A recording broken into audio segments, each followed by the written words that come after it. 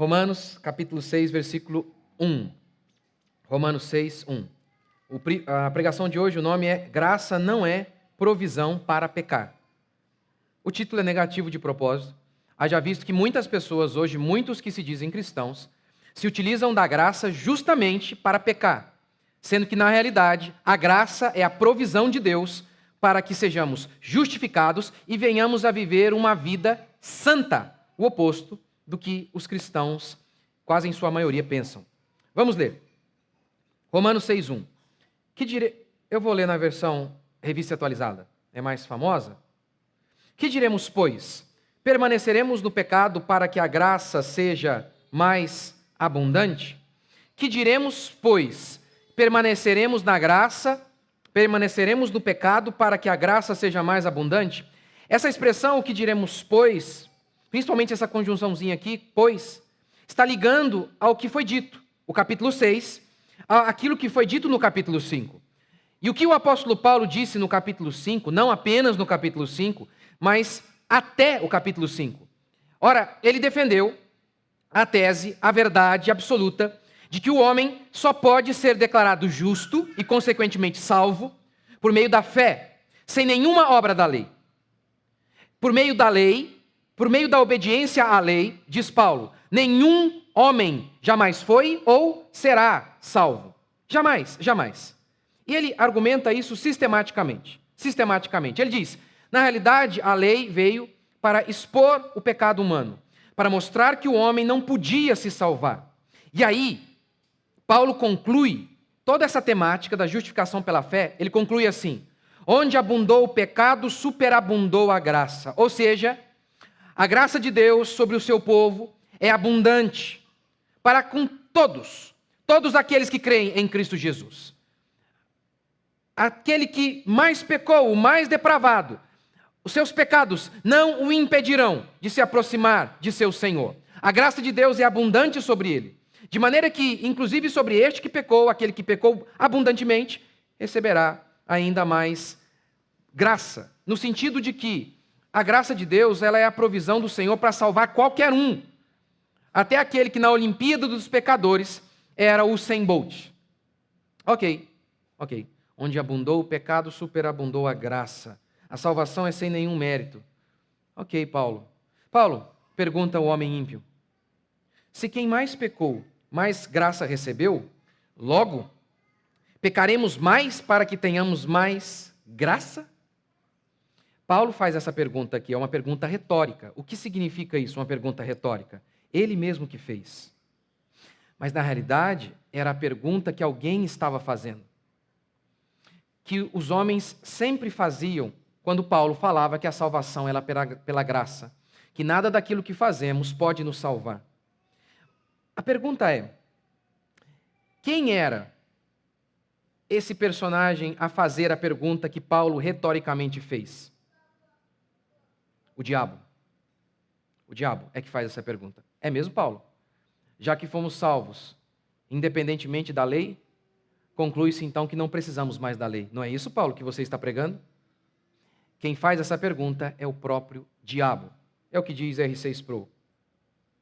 Toda vez que o evangelho é pregado, o demônio do antinomianismo bate à porta e diz que somos justificados pela fé, então as obras não contam. O repúdio, antinomianismo, lembra? Tendo a Bíblia declarado que o homem é salvo pela fé, independentemente da lei, o antinomiano diz, então nós não precisamos mais da lei.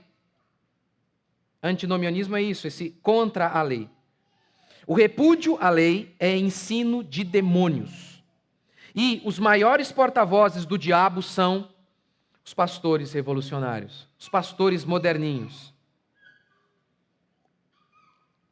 Em Romanos 5:20, Paulo disse, onde abundou o pecado, superabundou a graça. Paulo não está aqui, em Romanos 6:1, consertando o que ele havia formulado de maneira precária no capítulo 5. Não, ele não está formulando.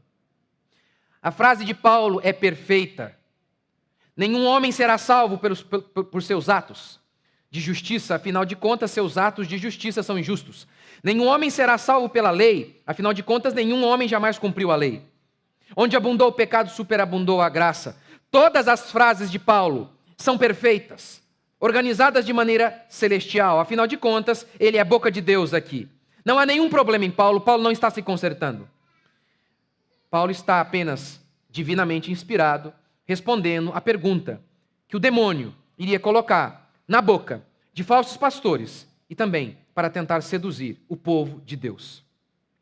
Porque o homem desejoso em satisfazer seus pecados, suas paixões, o homem distorce a palavra de Deus. A questão é a seguinte: qual pastor diz isso aqui, ó?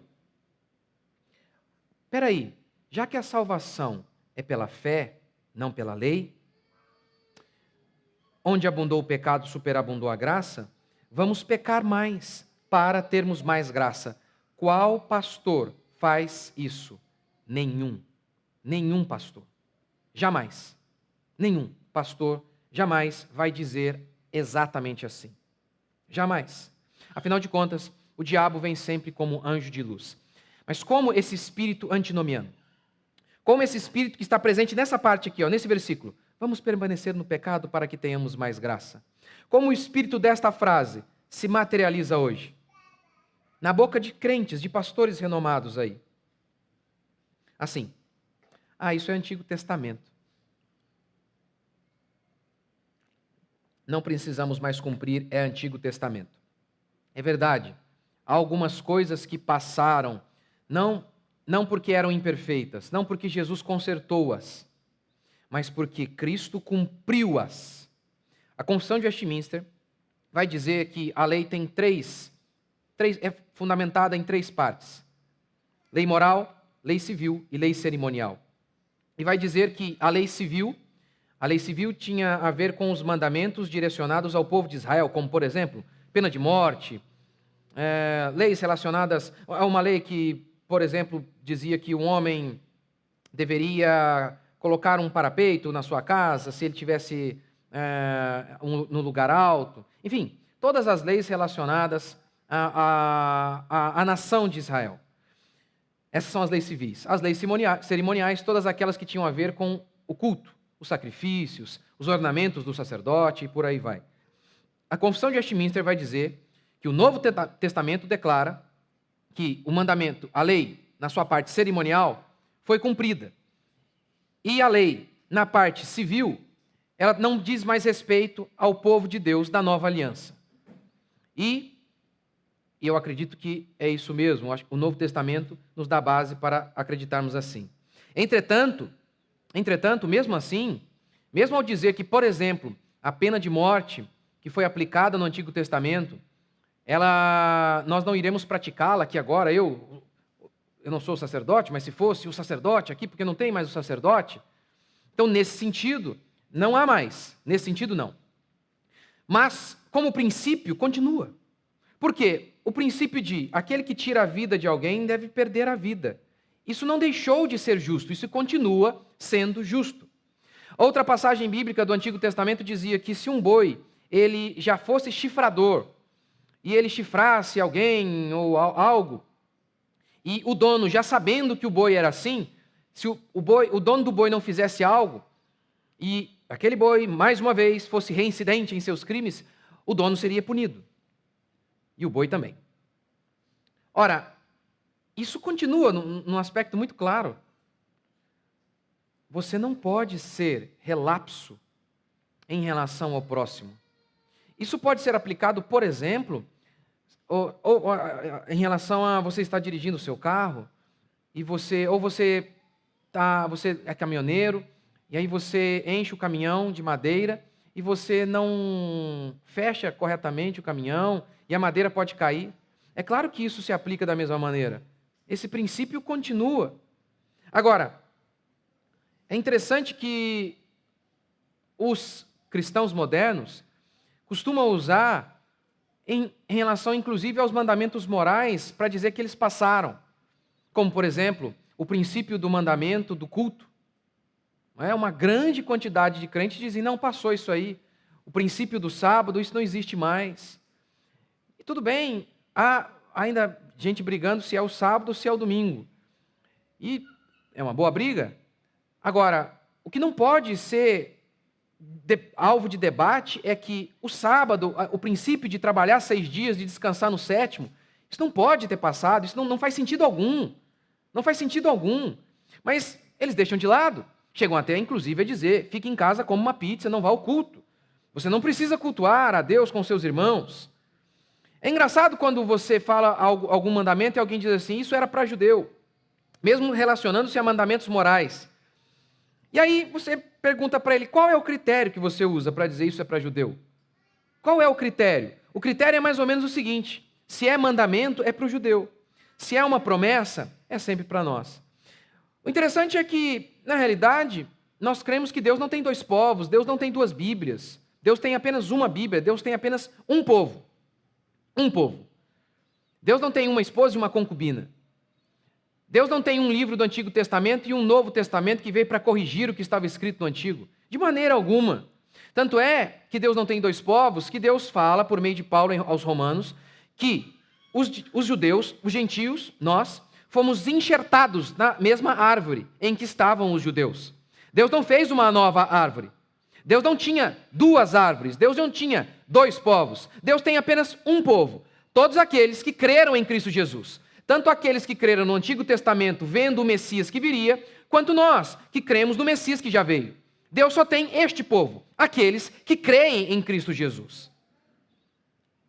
Sendo assim, as promessas e mandamentos valem para todos. Uma segunda maneira de você perceber o antinomianismo é quando eles dizem assim, não estamos mais debaixo da lei.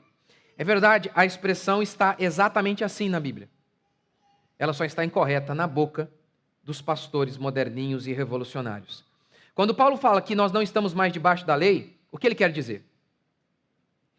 Estamos livres, estamos salvos, não seremos salvos pela obediência da lei.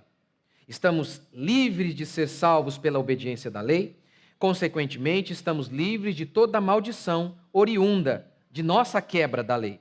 Esse é o sentido. Nós tínhamos que obedecer à lei para sermos salvos. E, se não fôssemos obedientes, seríamos condenados e malditos. Nós não conseguimos obedecê-la. Então, Paulo diz, estamos livres disso. Estamos livres de sermos salvos pelas nossas próprias obras. Estamos livres de recebermos a justa condenação porque quebramos a lei. É nesse sentido que nós estamos livres da lei.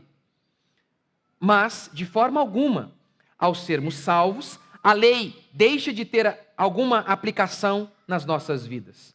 E aí, quando nós falamos, olha, a Bíblia diz isso, você tem que obedecer isso.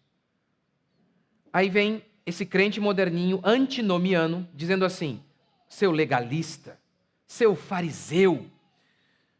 O legalista, em primeiro lugar, dá a ideia daquele homem que acredita que você será salvo pela obediência da lei. Mas hoje também a expressão legalista está relacionada àquela pessoa que coloca mandamentos na Bíblia que Deus não colocou, algo tipicamente do fariseu. O fariseu dava ordens ao povo que Deus não havia dado. Então, quando você dá uma ordem clara, por exemplo, moça, você não deve se vestir de maneira indecente, mostrando o seu corpo. Você deve cobrir o seu corpo. Eu vou dar um exemplo simples, mas é impressionante como que as pessoas não notam. Uma calcinha é uma calcinha em qualquer lugar. Uma calcinha é uma calcinha. Ao usá-la na beira da praia, ela não deixou de ser uma calcinha, ainda que o tecido seja levemente diferente. Eu sei, você fala, é um absurdo o que você está falando. Não, não é. É porque eu e você nascemos nessa cultura em que aprendeu que a grama é rosa. Então alguém diz, a grama é verde, você quer bater em mim.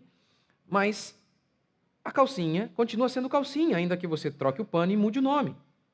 É um negócio assim, parece... tipo, eu já expliquei isso aqui, né? Parece coisa assim do Superman. É tipo Superman, lembra do Clark Kent?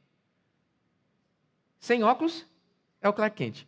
Desculpa, com óculos é o Clark Kent. Tirou o óculos, é o Superman. Como que ninguém reconhece? É um milagre. Você muda o nome, rapaz. Calcinha, biquíni. Pronto. É santo agora. Virou santo. Muda o nome, muda o local de uso. É santo. Pronto. Se você fala algo nesse sentido, alguém diz, seu legalista. Porque onde está na Bíblia, não usarás biquíni? Não tem como, nem havia na época, né? É óbvio que não. Mas há princípios na Bíblia falando sobre a vestimenta. Que a nudez é vergonha. Como eu disse para vocês no domingo, o sacerdote, ele cobria-se de cima a baixo. E mesmo assim, o altar deveria ser feito sem degrau, diz o texto, para que não aparecesse a nudez dele. Gente, era uma túnica que cobria o corpo todo. A nudez ali seria a canela, alguma coisa nesse sentido. Meu Deus.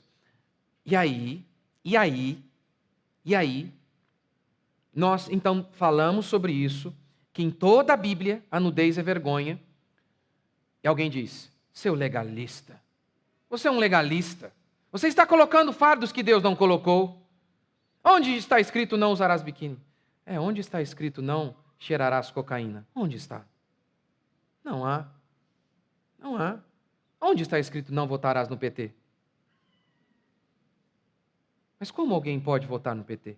Não há polêmica. Não há polêmica. Pastor, está falando de coisa política. Não estou. Não, quer dizer, estou também. Eles defendem o aborto.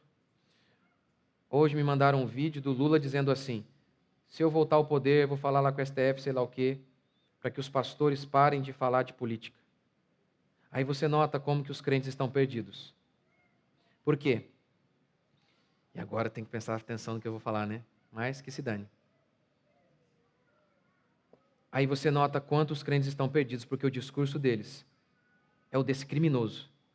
O discurso dessas pessoas que dizem que crentes não devem falar sobre política. É exatamente o mesmo discurso desse anticristo aí. É impressionante. Não podemos falar dessas coisas, enfim. Ora, todo esse espírito, não estamos na lei, é só uma distorção do que Paulo disse, para que os cristãos possam viver de uma maneira pecaminosa, mundana, a sua maneira de vestir, de falar, de se comportar. Olha outra coisa irracional, que eu estou lembrando aqui. Porque quando você fica grávida, a sua barriga, ela se tornou santa e você pode mostrar para o mundo inteiro. Olha o absurdo. Da onde? Não, ou então, quando você ficou grávida, aí você está no meio do público, como algumas fazem, tira lá o peito e põe para fora. Ao você se tornar mãe, o seu seio não é mais seio. Mas que loucura! Olha que absurdo! Mas se você fala alguma coisa, você é o quê? Seu legalista, seu fariseu. Esse pastor é fariseu. Fizeram um videozinho até sobre mim aí, para falar que eu sou legalista. Na internet. Mas pode fazer, que eu não sou que nem o Rodolfo Chorão, não. Pode fazer que eu não ligo, não. Pode falar e debater contra mim sem problema. Pode fazer. Tem que fazer mesmo. Aquilo que acredita, as pessoas têm que expor. Eu sou uma pessoa pública, falo de maneira pública, então as pessoas têm que rebater de maneira pública. Pode repostar, pode mostrar meu videozinho, sem problema. Sem problema. Há inúmeros pecados que nem existiam, pecados modernos. Mas os crentes revolucionários dizem, ei, pastor, não tem esse versículo de maneira explícita na Bíblia dizendo isso aí que você está falando. Não tem de maneira explícita, mas está aqui. Terceira maneira que esse espírito antinomiano, esse espírito contra a lei se manifesta. Esse espírito que distorce a graça de Deus. É na doutrina chamada de crente carnal. Nos círculos dispensacionalistas, eclodiu certa vez uma controvérsia sobre Jesus Cristo como Senhor e Salvador, separando Jesus. Como se fosse possível fazer isso. É possível, diziam esses homens, era possível conhecer a Jesus como Salvador, mas não conhecer a Jesus como Senhor. Isso é uma heresia. Mas surgiu nesses círculos. O que eles queriam dizer com isso? Eles queriam dizer que era possível que uma pessoa fosse salva por Jesus, mas vivesse toda uma vida de pecado, sem jamais manifestar arrependimento e uma vida de santidade. Um dos homens que pregou isso foi Zane Rhodes.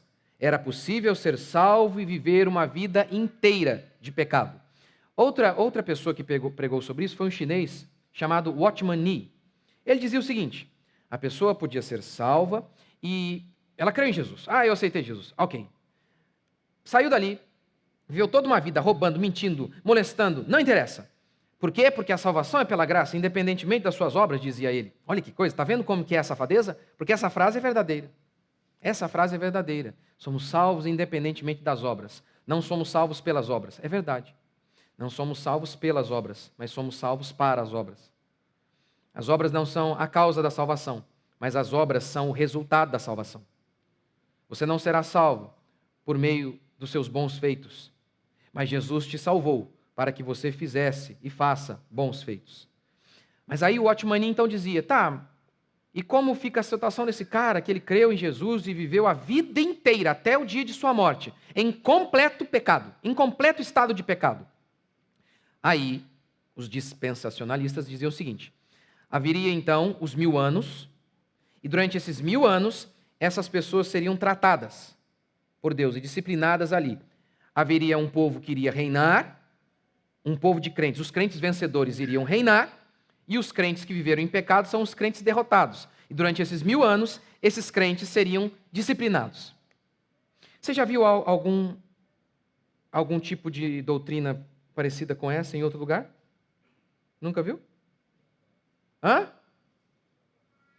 Purgatório.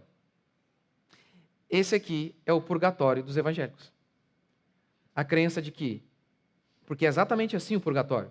Se você foi batizado na igreja católica, não importa como você tenha vivido, se você foi uma pessoa, um bandido, um assassino, não interessa, mas você foi batizado lá, então você está salvo.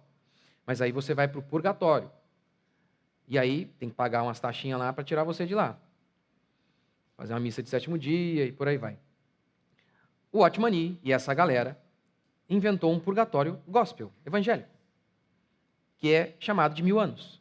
Depois que morrer, Jesus Cristo vai voltar, todos irão ressurgir, e vai começar os 1000 anos.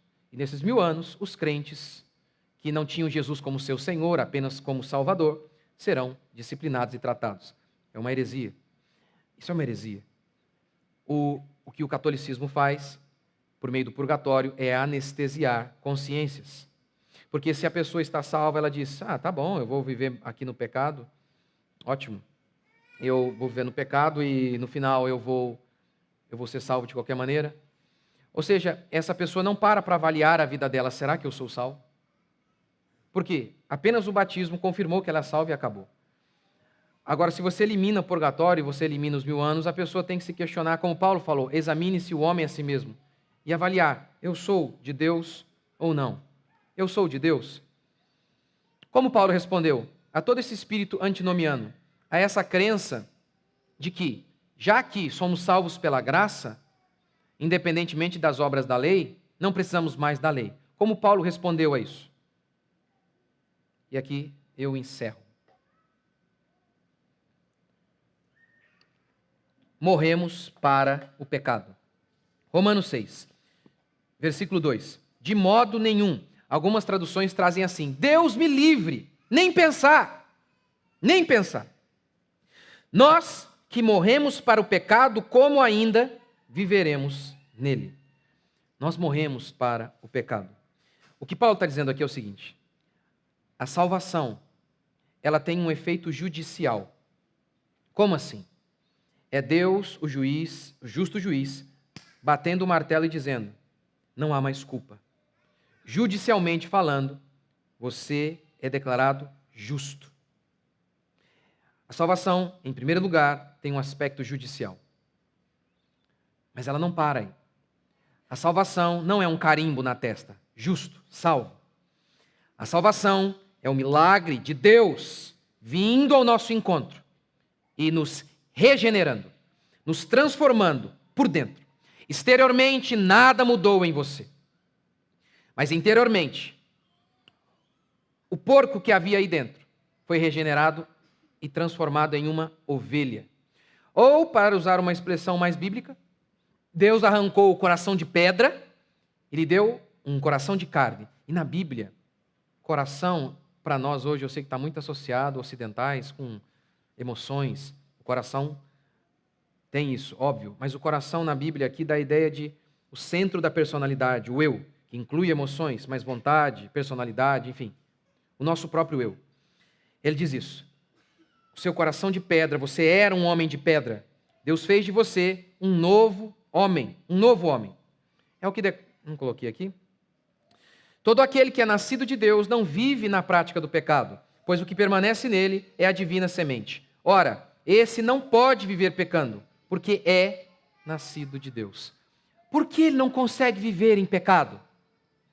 Porque não é possível, ele diz. Não é possível. Não é. Porque o que permanece nele é a divina semente, ou seja, a salvação não é apenas um carimbo na testa, salvo, é a vida de Deus, o Espírito Santo, vindo habitar em nós. É o que a Escritura declara. Efésios 2:10.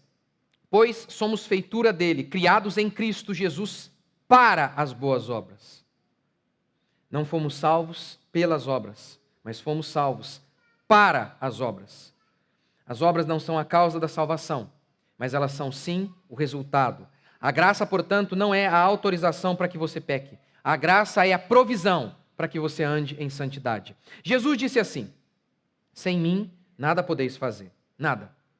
Nada podeis fazer. Ora, o homem nascido da carne, diz Paulo, não pode agradar a Deus. Sem o Espírito Santo, Paulo disse que nós não podemos nem mesmo orar a Deus. Ou seja, sem o Espírito nós não oramos, nós não podemos obedecer à Escritura. O que é a regeneração? É o Espírito Santo vindo habitar em nós. Lembra quando o Espírito Santo veio sobre Sansão e o capacitou a fazer coisas que humanamente ele não podia? Lembra quando Davi disse: com Deus eu salto muralhas, com o meu Deus eu desbarato exércitos? Quem faz isso, humanamente falando? Ninguém. O que ele está dizendo é que por meio do Espírito Santo, ele é levado a fazer coisas que naturalmente ele não pode. Você e eu, nós não podemos deixar de ser invejosos por nós mesmos. Nós não podemos deixar de ser briguentos por nós mesmos. Nós não podemos deixar de ser sensuais por nós mesmos. Mas a salvação é isso. É isto. O Espírito Santo vindo habitar em nós. E essa semente se desenvolvendo como árvore, de tal maneira que quando nós ouvimos a palavra do Senhor e somos convencidos, quando a palavra do Senhor é pregada de maneira fiel, nós ouvimos o que o texto diz, nós nos rendemos. Nós nos humilhamos e dizemos: seja feita a tua vontade. E nos submetemos a ela. E somos guiados pelo Senhor, porque o Espírito está na palavra, a palavra é o Espírito. Essa é a vida cristã. Realmente, não fomos salvos pelas nossas obras. É como se nós tínhamos que voar e não tínhamos asas. A graça, então, é Deus nos dando asas. A graça não é a autorização para você pecar. A graça é a capacitação do Espírito Santo para que você ande em santidade. Eu vou dar um exemplo para a gente encerrar. Vou dar um exemplo. Quantas vezes a gente está ansioso por algo? E a ansiedade é um negócio assim que eu não vejo cura, a não ser miraculosamente, Deus intervindo. Eu não consigo ver outro remédio. Quer dizer, a não ser se você for sedado. Fora isso, não vejo. Não há, é um milagre total. E nós, seres humanos, por natureza, somos assim, ansiosos. Isso significa que no instante em que nos convertermos, nunca mais seremos tentados em relação à ansiedade, que a partir dali, nunca mais teremos dificuldade com isso? Não, não é isso, de forma alguma. Não é isso que eu estou dizendo, não é isso que Paulo quis dizer. Nós não cremos em santificação instantânea, como John Wesley. John Wesley acreditava que a pessoa era batizada com o espírito de santidade e a partir dali ela se tornava impecável. Ela não pecaria jamais. Não cremos nisso. João já nos adverte. Se você disser que você não tem pecado, você está se enganando. Então não é isso que cremos. A santificação, ela é uma obra constante, ela é um processo. Ela é um processo. Mas o Espírito Santo vem, dia após dia, por meio da palavra e dos sofrimentos. Esses são os remédios que Deus utiliza. A palavra e os sofrimentos. A palavra e os sofrimentos. Então, por meio da pregação da palavra e dos sofrimentos, nós vamos sendo moldados. E o Espírito Santo vai fazendo com que essa semente desabroche, se desenvolva e se transforme em árvore. E você vai crescendo e crescendo e crescendo em Deus. E crescendo em santidade. A ilustração da semente é espetacular. Porque há algo ali. Pequeno, quando você se converte. Mas há algo ali. Há algo. Por exemplo, se você é um cristão genuíno e você é advertido em relação a uma mágoa de alguém, no começo você tenha dificuldade para lidar com isso, não significa que você vai rapidamente, já perdoa e acabou, mas você luta com isso. Você diz, não, eu preciso perdoar, não estou conseguindo ainda, mas eu vou. Ímpios não têm essa semente ali. Ímpios não têm, porque eles não têm o Espírito Santo dentro deles. Eles não estão nem aí, não perdoam mesmo, nem se esforçam para tal. E não estão nem aí. No crente há. Ainda que seja pequenininha, mas há uma semente ali. Há alguma coisa cheia de vida nascendo ali. Há alguém que está lutando para sobreviver. Há alguém. O ímpio não, ele está morto por completo. Por completo. O cristão, entretanto, ele está ali. Pode ser pequeno o desenvolvimento, e é, paulatinamente. De maneira que talvez você, quem planta aqui sabe disso, você não chega lá e olha para o seu jardim e fala, nossa, cresceu de ontem para a noite. De ontem para hoje, meu Deus. Não é assim. Você pode achar, puxa, durante tantos anos, será que eu me desenvolvi mesmo? É que você está ali vendo todo dia, então você não pode não notar. Mas o cristão genuíno, ele está crescendo, porque a divina semente está nele. Paulatinamente, vagarosamente, mas está. No ímpio não é assim. No ímpio não é assim, por quê? Porque ele não tem o Espírito de Deus dentro dele. Que diremos, pois? Pecaremos para que a graça seja mais abundante? Não tem jeito. Por quê? Nós morremos para o pecado. Nós temos uma nova natureza. Nós não pertencemos mais a este mundo. Você crê? Vamos ficar de pé?